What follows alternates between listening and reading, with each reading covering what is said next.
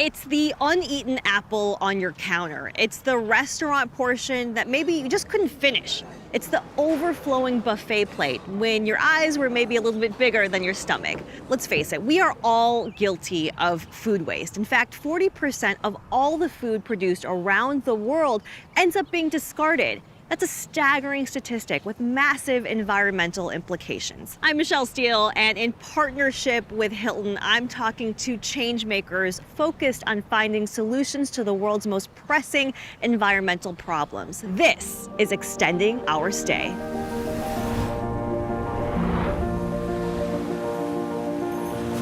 As a global traveler and correspondent, I've traveled the world uncovering stories that impact our lives.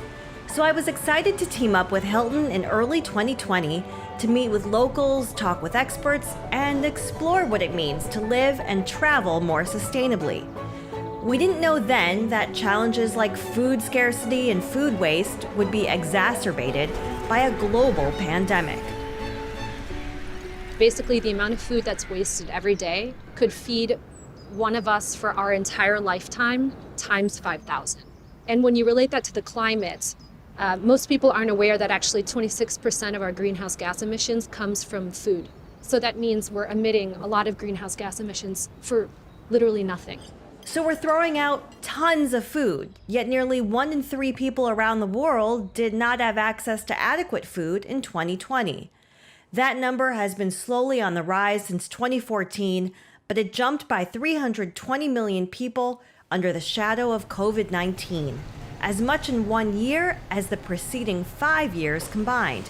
This is due to a number of factors, notably economic downturns and inefficient food supply chains.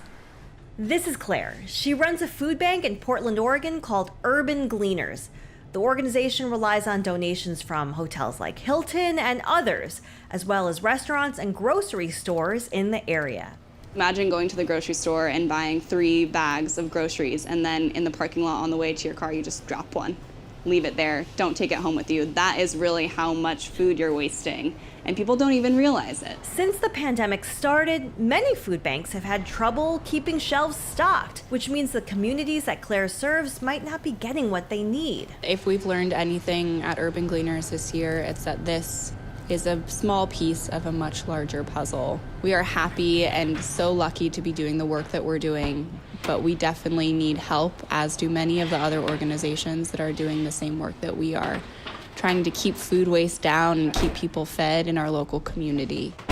Quotes like this make you really think twice about your own habits. But it's not just people like you and me not eating all their groceries. The entire supply chain of food production is riddled with waste. Let's take a simple example. Seafood.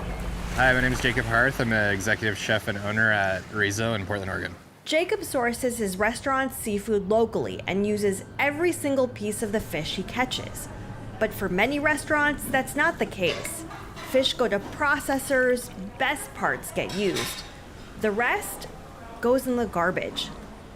So one of the main problems with waste with seafood is that it comes into the restaurants, or it comes from the fishing vessel to the truck that's taking it somewhere, and it's already at a 40% yield. It's a small example, but a deeply illustrative one. Because think of what happens when you times that by every restaurant in your city, your state, your country. The one thing that people always ask for advice when buying fish, especially ones that come into our restaurant, they really do care. It's just there's zero information available. As a consumer, the best thing you can do, ask the fishmonger, who caught this, where did it come from, how did they catch it? If they can't tell you, don't buy it.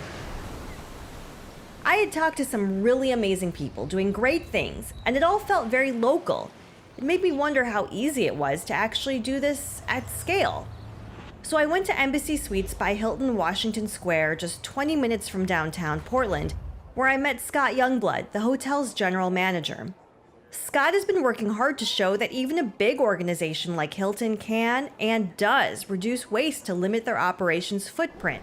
In fact, worldwide, Hilton is on a mission to cut its environmental footprint in half and double its investment in social impact by 2030. We have to continue to be more creative, more thoughtful, and more practical in our approach. And it's not just about engaging our employees, it's not just about what we can do ourselves, but it's really about creating a sense of community with our guests who choose Hilton because we're here to make a difference with them. You can also ask us what we're doing to reduce waste. Every hotel should have that answer. Every hotel should be excited to answer that question. Hilton works with its hotels and team members like Scott to reduce food waste at every step of the food and beverage process, from purchasing and menu planning to donation of excess edible food and thoughtful disposal of inedible food refuse. You see, because it's about more than just the meal on your plate, it's the time and resources and people that help get it there. We all do our part, learning where our food comes from, buying only what we can eat, and increasing access to communities in need. We can cut down on excess food in landfills and the greenhouse gases that food emits. Every person's actions make a difference. And I know that people like to say, oh, you're just one person amongst billions, but we are still all a part of a greater whole. And we all have a role to play, and we all have something we can contribute. We have to see ourselves as a part of something, as a part of a community, as a part of a world. And that's how I think we're going to move forward and make change.